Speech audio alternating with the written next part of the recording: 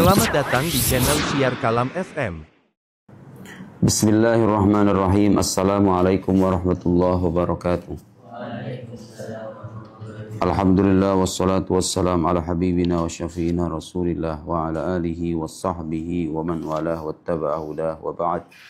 Allahumma akhrijna min dhulumatil waham wa akrimna bi nuril fahm waftah alayna bi ma'rifatil ilm وسهل أخلاقنا بالحلم واجعلنا ممن يستمعون القول فيتبعون أحسنه سبحانك لا علم لنا إلا ما علمتنا إنك أنت العليم الحكيم ولا حول ولا قوة إلا بالله العلي العظيم اللهم علمنا ما ينفعنا وزدنا علما وبعد. Terakhir kita sampai pada pembahasan tentang kisah penyiksaan sahabat Nabi Shallallahu Alaihi Wasallam. Di antara para sahabat yang disiksa itu adalah pertama siapa? Bilal bin Rabah, Ammar bin Yasir beserta keluarganya, ayahnya Yasir dengan ibundanya Sumayyah. Kemudian Khabbab ibn al-Arat yang disiksa dengan besi yang sudah disundut pakai besi disiksanya. Itulah perjuangan para sahabat Nabi Sallallahu Alaihi Wasallam dalam mendakwahkan agama Islam. Abdullah ibn Mas'ud termasuk, dan para sahabat-sahabat yang lain. Rata-rata yang disiksa itu kebanyakan orang-orang mustad'afin, orang-orang yang lemah. Mereka lemah dalam pandangan manusia, tapi mulia di sisi Allah Subhanahu wa Ta'ala. Baik. Sekarang nomor 23, matalib Quraisyin lin Nabi Sallallahu Alaihi Wasallam. Permintaan. Matalib jamak dari kata-kata matlab, tuntutan atau permintaan. Tuntutan orang-orang Quraisy lin Nabi Sallallahu Alaihi Wasallam untuk Nabi Sallallahu Alaihi Wasallam.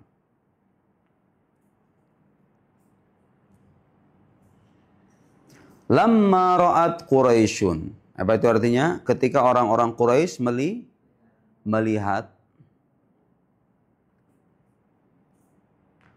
annal idza lam yujdi naf'an, ketika orang-orang itu melihat bahwa sikap menyakiti itu tidak berguna. Al-idza itu sikap menyakiti, ya. Annal idza lam yujdi naf'an artinya tidak berguna, tidak membuahkan hasil maksudnya. Ketika mereka melihat bahwa sikap menyakiti itu tidak membuahkan hasil, jadi sahabat Nabi itu disiksa, tapi itu tidak menggoyahkan agama mereka sama sekali. Mereka putus asa ini orang-orang Quraisy. Mereka sudah melakukan segala cara, melukai, menyakiti, mengintimidasi, menyiksa, tapi itu nggak berguna gitu loh. Apa yang mereka lakukan selanjutnya? Nah ini, balza dal muslimina imanan wa yaqinan, bahkan itu menambah iman dan keyakinan kaum muslim. Jadi siksaan mereka itu bukannya bikin kendor, bukannya bikin mereka hilang kepercayaan diri atau menyerahkan diri, justru itu membuat orang-orang muslim semakin yakin dan semakin mantap. Tetapi itu menjadikan kaum muslim bertambah keyakinan dan keimanannya. Yang mereka lakukan adalah ini selanjutnya. Masyau ila Rasul sallallahu alaihi wasallam. Mereka datang ke Nabi sallallahu alaihi wasallam.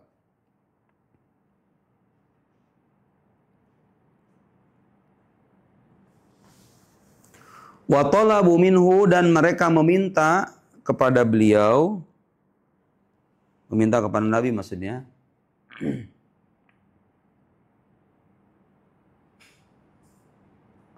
ayya'buda alihatahum, agar dia menyembah tuhan-tuhan mereka.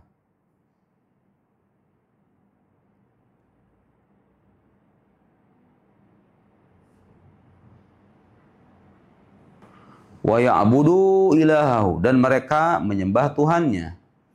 Minta gantian. Jadi negosiasi selanjutnya. Mereka menyiksa udah, ngasih tawaran udah. Sekarang ngasih tawaran lain. Gimana kalau kita sehari nyembah Tuhan kamu, kamu sehari nyembah Tuhan kita gitu, paham gak? Itu permintaan orang-orang Quraisy.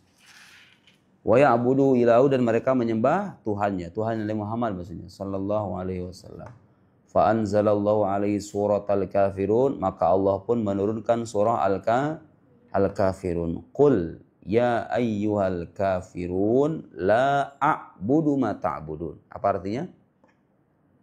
Aku tidak menyembah apa yang kalian Jadi masalah iman gak bisa ditawar-tawar gitu maksudnya pelajarannya. Nanti akan kita bahas ya.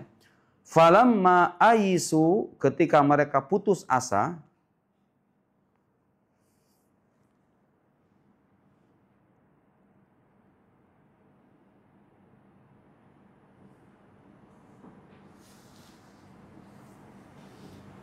talabu minhu ayyusqita minal Qur'an. Talabu minhu tadi apa artinya? Mereka meminta dari Nabi Muhammad sallallahu alaihi wasallam ayyusqita minal Qur'an, agar menghilangkan dari Al-Qur'an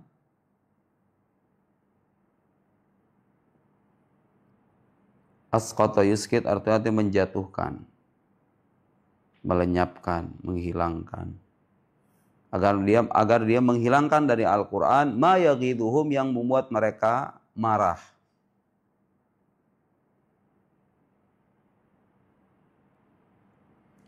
Min dhammi alihatihim, dari celaan terhadap Tuhan-Tuhan mereka.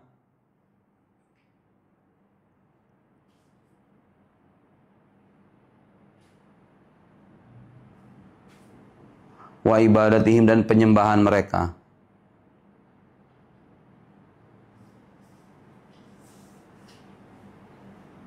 Au yubadilahu biqur'anin akhar, atau menggantikannya.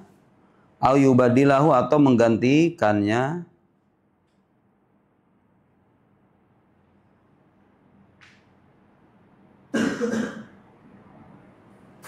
Biqur'anin akhar, dengan Al-Quran yang lain.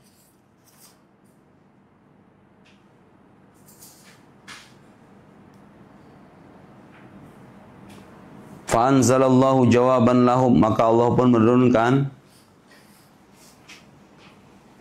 Al-Quran sebagai jawaban untuk mereka. Maka Allah pun menurunkan ayat Al-Quran sebagai jawaban untuk mereka. Ini ayatnya. Qul, katakanlah. Ma yakunu li an ubaddilahu min tilqa'i nafsi, aku tidak bisa mengubahnya berdasarkan kemauanku sendiri.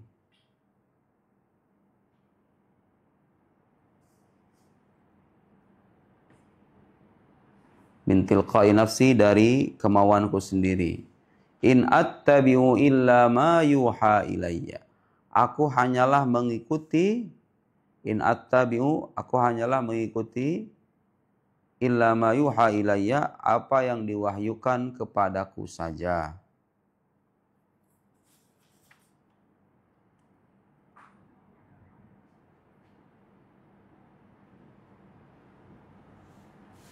Dah, sekarang kita jelasin. Bismillahirrahmanirrahim.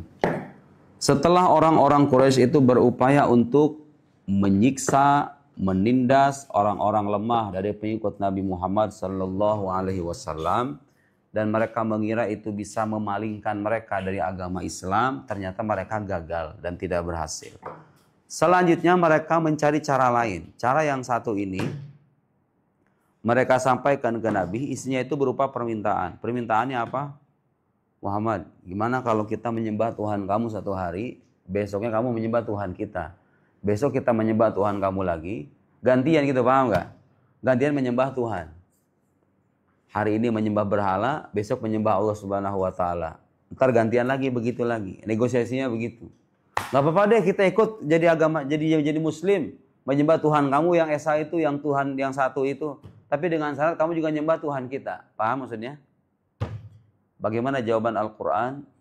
Qul ya ayyuhal kafirun la a'budu ma ta'budun. Aku tidak menyembah apa yang kalian Artinya menyangkut urusan keimanan, kita itu nggak boleh bermain-main. Nggak boleh misalnya, hari ini saya pengen jadi Kristen, nyobain lah pakai salib. Besok jadi Hindu, terus kemudian nanti jadi Buddha, habis jadi balik lagi ke Islam. Dari Islam nanti menyembah sapi misalnya. Kamu tahu kan ada penyembah sapi di India? Ada. Kalau misalnya nanti nemu orang menyembah batu, kamu ikut menyembah batu. Gak bisa. Menyangkut keimanan itu diajarkan dalam surat Al-Kafirun. Lakum dinukum waliyadin. Bagimu agamamu, bagiku agama. La a'budu ma ta'budun wa la antum 'abiduna ma a'bud. Kalian juga tidak menyembah apa yang aku sembah. Kalian menyembah berhala, aku tidak menyembah berhala. La wala antum 'abiduna ma wa la ana 'abidu ma 'abadtum. Aku juga tidak menyembah apa yang kalian sembah.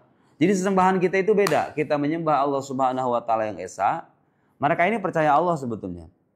Cuma bukan Allah yang esa.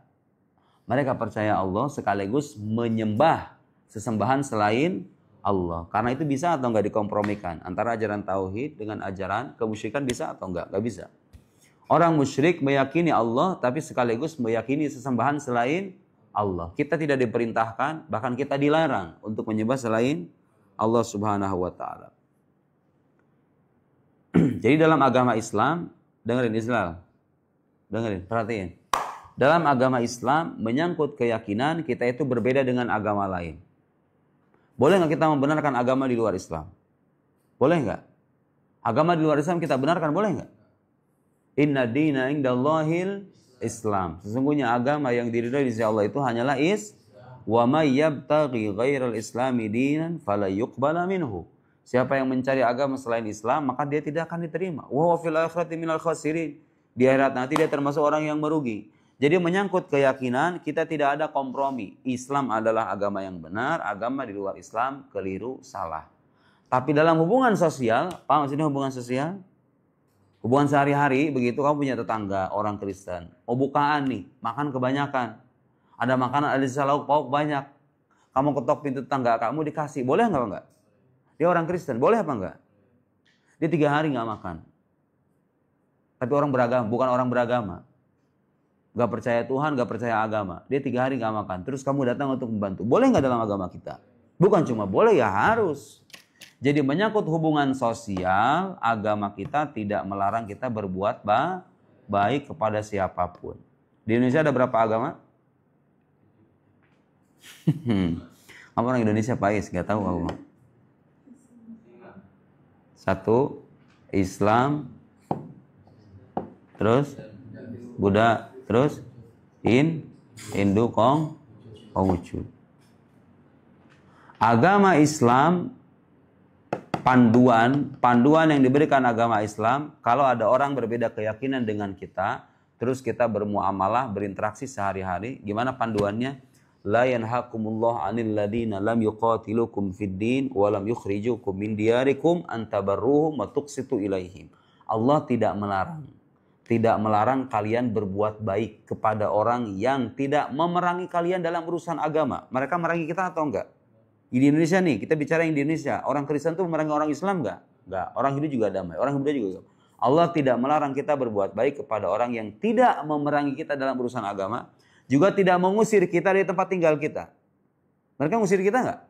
Enggak. Mereka enggak ngusir kita, mereka enggak memerangi kita. Berarti perintah agama apa? Berdamai atau berperang? Berdamai. Kapan peperangan itu dibolehkan? Kalau seandainya mereka mengusir kita dari tempat tinggal kita, seperti yang dialami oleh siapa? Nabi Muhammad dan para sahabatnya diusir, diperangi. Manakala peperangan itu terjadi, manakala mereka juga memerangi terlebih dulu, mengancam nyawa kita, mengusir kita dari tempat tinggal kita, atau merusak agama kita. Selama mereka berdamai, selama mereka tidak menunjukkan permusuhan, maka dalam agama Islam kita juga tidak boleh bermusuhan. Paham? Tapi menyangkut keyakinan, kita mengatakan agama mereka benar atau enggak? Menyangkut keyakinan, kita mengatakan agama mereka benar atau enggak? Ya enggak dong. Menyangkut keyakinan, tegas, antara apa yang kita sembah dengan yang mereka sembah, itu berbeda. Jadi itu ya, itu pelajaran yang bisa kita petik dari sikap Nabi Muhammad sallallahu alaihi wasallam. Allah Subhanahu wa taala manakala melihat orang kafir itu bernegosiasi supaya menyembah Tuhan secara bergiliran, Allah tidak menerima itu.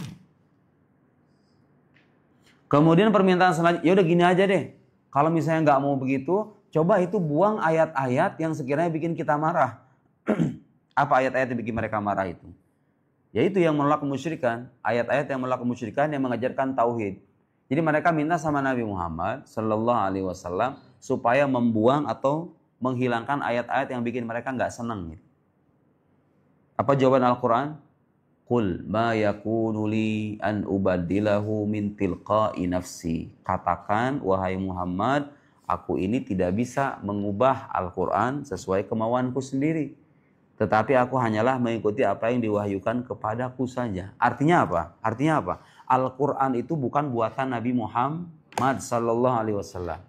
Kalau Al-Quran itu buatan Nabi Muhammad, pastinya beliau boleh kan membuang yang ini, menghilangkan yang ini, kemudian menyampaikan yang ini bikin mereka nggak senang, akhirnya kita buang, kemudian ininya diganti, kata-katanya diganti, ya nggak? Kalau sekarang saya bikin buku nih, ini buku karya saya misalnya.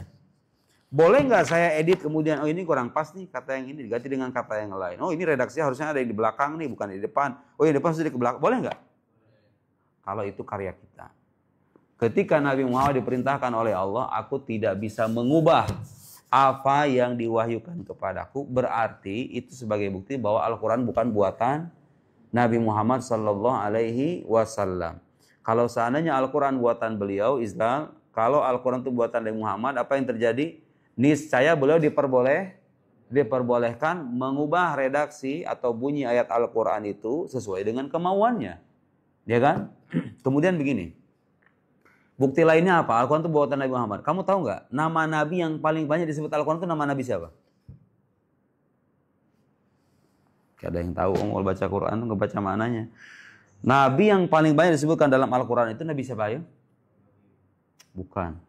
Gak ngaji kamu Kais. Nabi Ibrahim. Nabi Musa alaihissalam.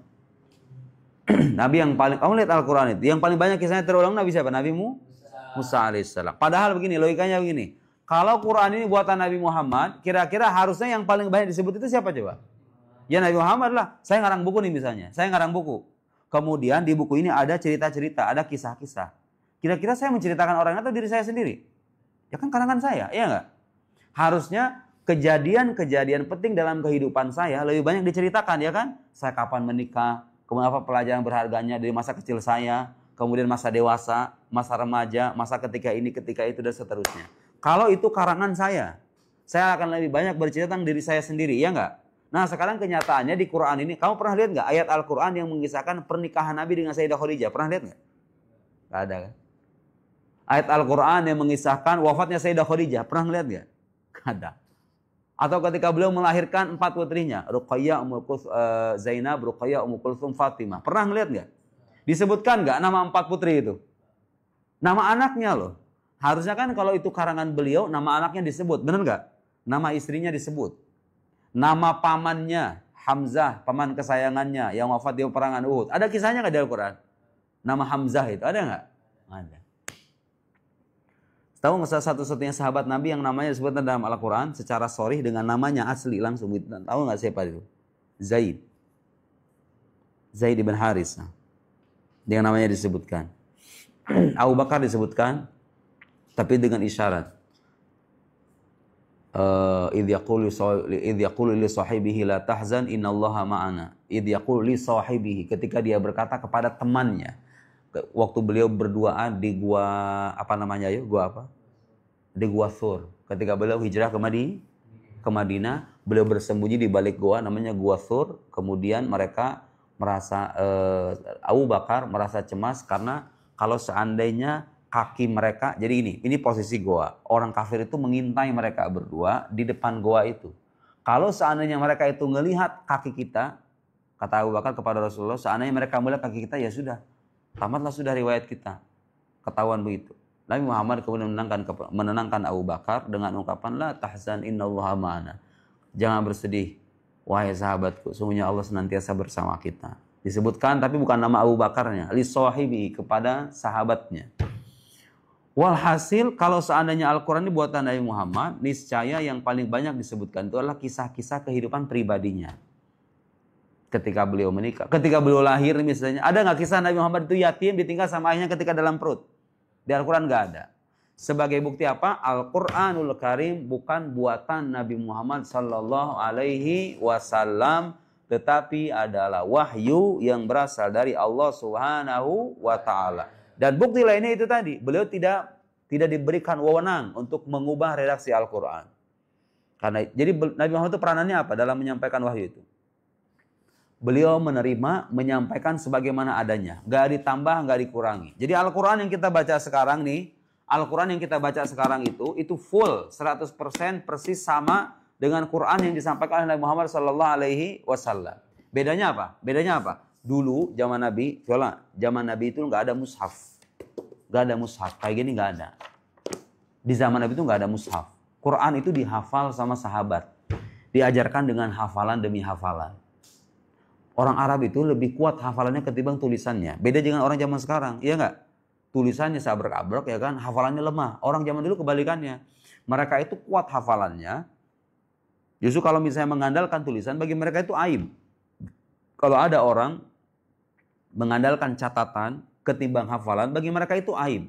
Karena mereka itu lebih mengandalkan hafalan. Al-Quran itu sampai kepada kita dengan hafalan. Para sahabat Nabi SAW disampaikan hafalan ini ke generasi selanjutnya, kepada tabi'in, tabi'ut tabi'in, terus kepada a'immah qurra, terus kepada kita sekarang, sampai kita sekarang. Di zaman Nabi nggak ada mushaf, tapi Qurannya udah ada. Yaitu Quran itu sama. Bismillahirrahmanirrahim, alhamdulillahirabbil alamin, arrahmanirrahim. Ini Al-Fatihah, setelah Al-Fatihah Al-Baqarah, setelah Al-Baqarah Al-Imran dan seterusnya. Jadi sama, nggak jauh beda. Quran yang kita baca sekarang itu sama dengan Quran yang dibaca oleh Nabi Muhammad SAW yang beliau terima dari malaikat Jibril. Malaikat Jibril menerimanya dari siapa? Allah Subhanahu wa Ta'ala. Terus kamu lihat sekarang di luar sana, ada nggak kitab suci yang dihafal sama jutaan umat manusia selain Al-Quran? Sekarang orang-orang usia 10 tahun, anak-anak kecil usia 11 tahun, 10 tahun, ada banyak menghafal Al-Quran, ya kan? Kamu pernah lihat? Ada orang menghafal kitab, misalnya kitab suci tertentu di luar kepala. Sedemikian banyak. Orang ratusan ribu loh. Gak cuma di Arab, gak cuma di Mesir, gak cuma di Saudi, gak cuma di Yaman, Maroko dan lain-lain. Tapi juga termasuk di Asia itu. Terus kalau sananya MTQ itu yang sering juara itu siapa coba? Orang-orang asing kan? Iya nggak? Kalau misalnya ada MTQ internasional tuh kadang-kadang yang juara siapa? Orang Indonesia, orang mana gitu, orang asing. Padahal mereka nggak paham bahasa Al-Quran. Bahasa ibunya bukan bahasa Al-Quran. Itulah mujizat Al-Quran. Dihafal sama anak-anak kecil. Usia 10 tahun, usia 15 tahun. Di Arab itu banyak. Dan nggak ada kitab suci yang dihafal dengan cara begitu. Selain Al-Quran, Al-Quran Al-Karim. Kenapa Al-Quran itu dijaga sama Allah? Karena itu adalah kitab suci dari agama yang akan abadi sepanjang masa sampai hari kiamat. Agama Islam ini agama yang berlaku bagi semua umat manusia sampai akhir zaman. Makanya kitab sucinya dijaga sama Allah. Supaya tidak terjadi perubahan, maka dia dihafal sama jutaan umat manusia sepanjang generasi. Inna nahnu nazzalna dzikra wa inna lahu lahafidun. Gitu kata Al-Quran. Sesungguhnya kamilah yang menurunkan Al-Quran dan sesungguhnya kami jugalah yang menjaganya. Jadi Al-Quran dijamin sama Allah. Berdasarkan keterangan Al-Quran sendiri, Al-Quran itu dijaga dari pengurangan dan penambahan. Jadi kamu gak usah khawatir. Itu kitab suci yang kita baca tidak jauh berbeda dengan yang dibaca oleh Nabi Muhammad SAW dan para sahabatnya. Aktafi bihadzal qadar wa nuwasil fil liqa'il qadim. Wallahu a'lam bis-shawab.